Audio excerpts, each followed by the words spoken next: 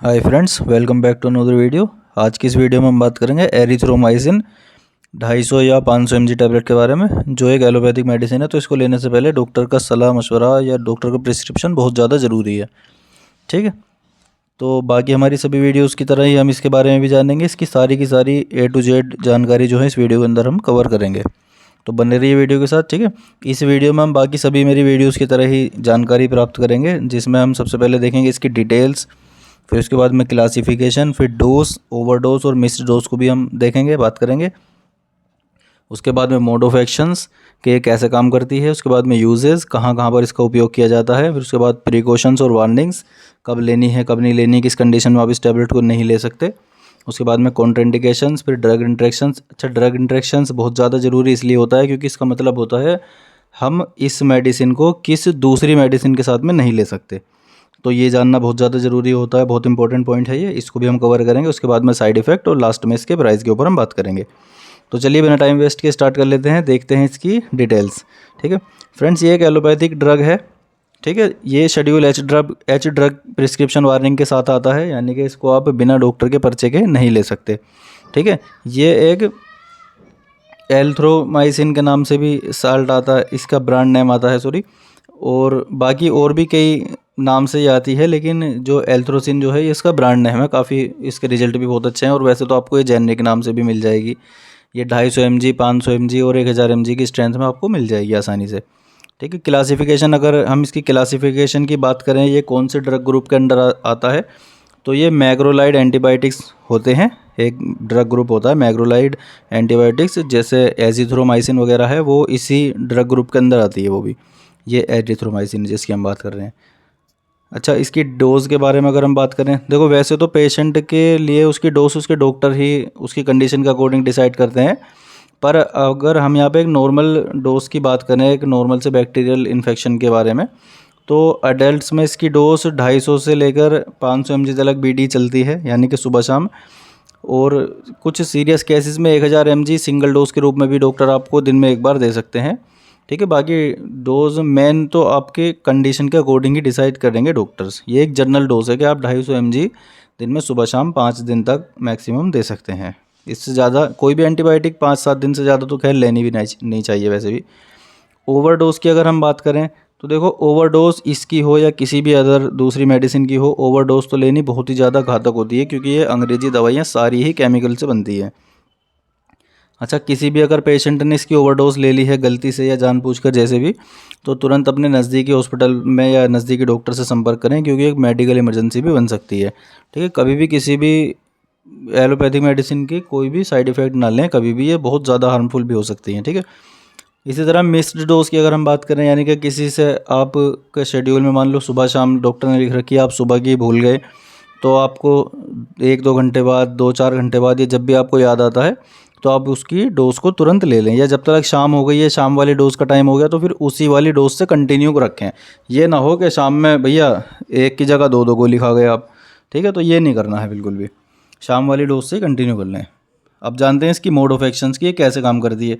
तो देखो भाई, ये बैक्टीरिया की ग्रोथ को रोकती है। बैक्टीरिया की ग्रोथ के लिए, एक जो बायोलॉजी वाले बच्चे हैं वो जानते होंगे, प्रोटीन सिंथेसिस होता है, जिससे बैक्टीरिया की ग्रोथ होती है, जिससे बैक्टीरिया के जो है पॉपुलेशन बढ़ती है, जिससे बैक्टीरिया का प्रजनन होता है। ये बैक्टीरिया के लिए जो मेन होता है उनकी ग्रोथ के लिए प्रोटीन सिंथेसिस, जिससे बैक्टीरिया फैलते हैं, बढ़ते हैं, ये उस प्रोटीन सिंथेसिस को रोककर काम करती है। अब जब वो प्रोटीन सिंथेसिस रुक जाएगा तो बैक्टीरिया की ग्रोथ रुक जाएगी, और जब ग्रोथ रुकेगी तो बैक्टीरिया मरने लगेंगे और जो है वो नष्ट होने लगेंगे, जिससे इन्फेक्शन ठीक होने लगेगा। ठीक है, यूजेस देख लेते हैं इसके, ये कहाँ कहाँ पर यूज़ की जाती है। देखो, इसका मेन यूज़ तो बैक्टीरियल इन्फेक्शन को ट्रीट करने के लिए ही किया जाता है। ठीक है जी, जैसे कि एरिथ्रोमाइसिन का उपयोग शरीर के कई अलग अलग हिस्सों में बैक्टीरियल इन्फेक्शन को रोकने के लिए किया जाता है, जिसमें रेस्पायरेटरी ट्रैक इन्फेक्शन जो होता है, यानी कि सांस की नली में जैसे इन्फेक्शन बोल देते हैं, जिससे सांस लेने में तकलीफ बनती है, खांसी जुकाम नमूनिया वगैरह रहने लगता है, उन सब चीज़ों में इसका उपयोग किया जाता है। इसी तरह से स्किन इन्फेक्शन के लिए इसका उपयोग किया जाता है, जैसे कोई चोट वगैरह लग गई, और वो जैसे बोलते हैं ना नॉर्मल लैंग्वेज में कि चोट पक गई लगने के बाद, या सेप्टिसीमिया बनने लगा है, सेप्टिक बोलते हैं, पस बन जाती है, मवाद निकलती है, उसमें भी इसका उपयोग किया जाता है।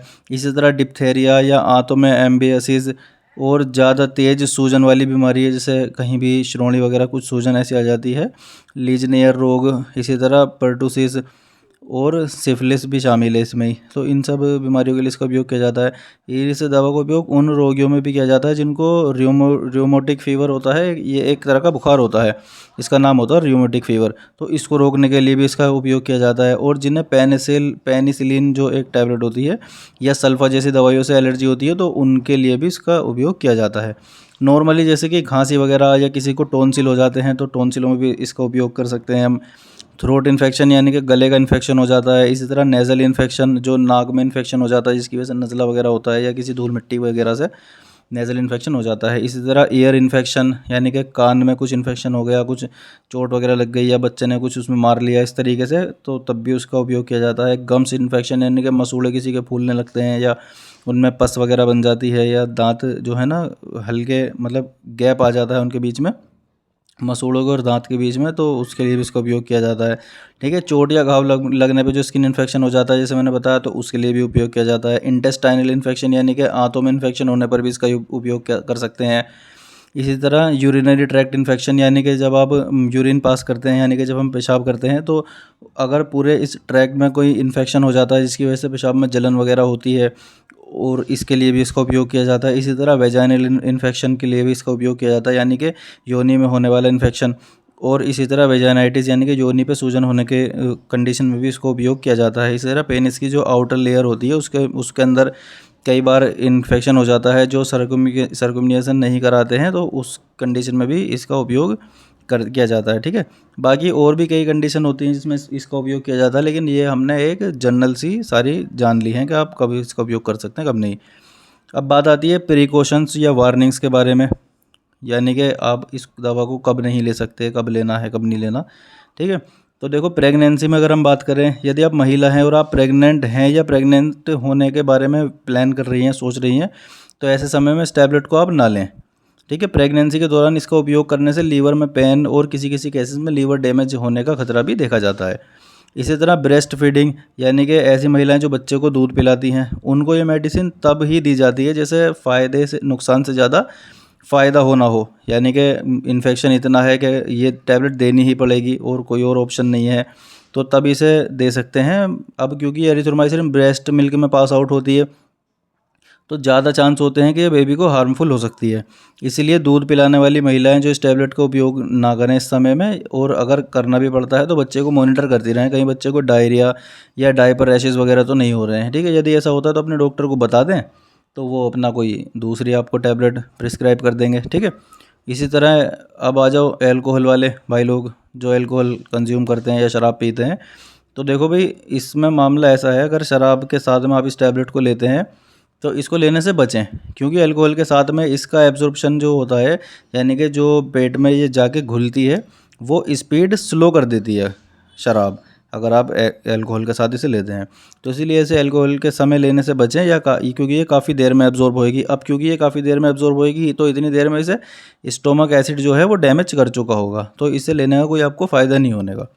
ड्राइविंग की यदि बात करें, तो ये देखो ड्राइविंग या कोई भी हैवी मशीनरी चलाने में आपको कोई दिक्कत नहीं होने वाली। इसके बाद आप इसको लेने के बाद कोई भी किसी भी तरह का काम आसानी से कर सकते हैं। ठीक है, इससे आपकी ड्राइविंग एबिलिटी या कोई मशीनरी चलाने की जो एबिलिटी होती है आपकी, उस पर कोई इफेक्ट पड़ने वाला है नहीं। ठीक, और अदर जनरल वार्निंग्स देख लेते हैं कि आपको किस कंडीशन में चलो मत लेना। आप लीवर से जुड़ी कोई समस्या है या आप कोई ऐसी दवाई ले रहे हैं जिसको लीवर से जुड़ी समस्या के लिए चल रही है, तब ना लें आप। या आपको मायस्थेनिया ग्रेविस नाम की एक बीमारी है जिसमें मांसपेशियां हमारी कमज़ोर हो जाती हैं, तब आप इसको लेने से बचें।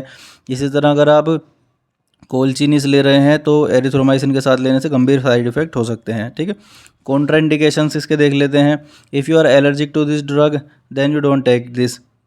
ठीक है, और अगर आप कोई भी ब्लड प्रेशर को कम करने वाली मेडिसिन ले रहे हैं, तो जैसे एर्गोटामाइन वगैरह, या माइग्रेन को ट्रीट करने की जो मेडिसिन होती है एर्गोटामाइन, तो इसके साथ में आप इसे लेने से बचें। ठीक है, ड्रग इंट्रैक्शंस देख लेते हैं, यानी कि आप किस दूसरी टैबलेट के साथ में इसे नहीं ले सकते हैं। देखो, ये एक एलोपैथिक ड्रग सब मोस्टली केमिकल से ही बनाई जाती हैं। ठीक है, अब यहाँ ये प्रश्न होता है हमारा, ये क्वेश्चन होता है कि किस दूसरी टैबलेट के साथ में आप इसको ना लें, या दूसरी टैबलेट के साथ में लेने को रिएक्शन हो सकते हैं या क्या नुकसान दे सकती है। ठीक है, तो ये किसी भी दूसरी मेडिसिन के साथ में आप इसको बहुत ज़्यादा गलत परिणाम भी देखने मिल सकते हैं अगर आपने कोई ऐसी मेडिसिन इसके साथ में ले ली है। तो आइए जानते हैं इसकी दूसरी टैबलेट के बारे में लेने से या किस टैबलेट के साथ में लेने से नहीं ले सकते। ठीक है, अपने डॉक्टर को आप पहले ही बता दें यदि आप कोई भी किसी भी तरह की कोई मेडिसिन लेते हैं, चाहे वो डॉक्टर के पर्चे से मिलने वाली दवाई हो या बिना पर्चे से मिलने वाली दवाई हो, चाहे वो कोई सप्लीमेंट हो, आयुर्वेदिक हो या होम्योपैथिक हो या कैसी भी दवाई हो, वो आप अपने डॉक्टर को पहले से ही बता दें कि हम ये दवाई ले रहे हैं। ठीक है, और एलर्जी को ट्रीट करने वाली मेडिसिन जैसे फ्लूकोनाजोल वगैरह होती है तो इसके साथ में आपको नहीं लेना। कम से कम 2 घंटे का गैप तो ज़रूरी है मेंटेन करना, जो ये उसके साथ में रिएक्शन ना करे।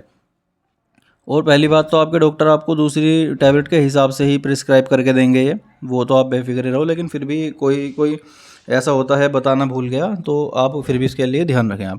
इसी तरह माइग्रेन और या हार्ट डिसीज़ या ब्रेन से रिलेटेड कोई आपको बीमारी है उसकी दवाई चल रही है, या पेट में जैसे आम भाषा में बोलते हैं ना तेज़ाब बनता है, या एसिडिटी जिसे बोलते हैं, उसको कम करने वाली दवाइयों के साथ आप इसको ना लें, इसको लेने से बचें।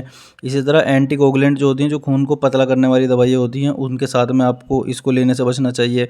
इम्यूनोसप्रेजेंट के साथ में आपको इसको लेने से बचना चाहिए। एंटी फंगल मैंने बता दिया आपको। बाकी दूसरी एंटीबायोटिक्स जैसे कि क्लिंडामाइसिन या लिंकोमाइसिन वगैरह, तो इनके साथ में भी आपको इसको नहीं लेना है। ठीक है, कोलेस्ट्रॉल को कम करने वाली दवाएँ जैसे लेवास्टेटिन या सोमवास्टेटिन वगैरह, इनके साथ में आपको इसको नहीं लेना है। ठीक है, ये बिल्कुल ख़ास चीज़ है, इसको बहुत ज़रूरी ध्यान रखें आप। साइड इफ़ेक्ट की अब बात कर लेते हैं, तो इसमें आपको पेट में थोड़ी बहुत गड़बड़ी हो सकती है, कुछ जो है ना लूज़ मोशन वगैरह कभी कभी देखने को मिल सकते हैं, नोज़िया या वोमिटिंग वगैरह की आपको फीलिंग हो सकती है, कभी कभी डायरिया भी हो सकता है बहुत सीवियर। इसी तरह पैनक्रियास पे सूजन भी आ सकती है, जिसे आम भाषा में तिल्ली बोलते हैं या तिल्ली बढ़ गई, इस तरह से बोलते हैं ना कि तिल्ली बढ़ रही है हमारी, भाई तिल्ली कटवानी पड़ेगी। तो वो कटवाना तो वो तो खैर एक फ़र्जी बात है, लेकिन इससे पैनक्रियास एक हमारा ऑर्गन होता है पेट के पास, उस पर सूजन आ सकती है किसी किसी को, बहुत रेयर केसेस में।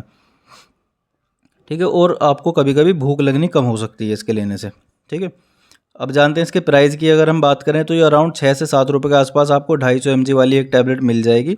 ठीक है, और बाकी अलग अलग स्टेट में कभी कभी प्राइस डिफरेंट भी हो सकते हैं, तो वो अपने स्टेट के हिसाब से आप देख लें। लेकिन ये जो एल्थ्रोमाइसिन के नाम से ब्रांड है, इसकी ये 6-7 रुपये के आसपास में आपको एक टैबलेट मिल जाएगी।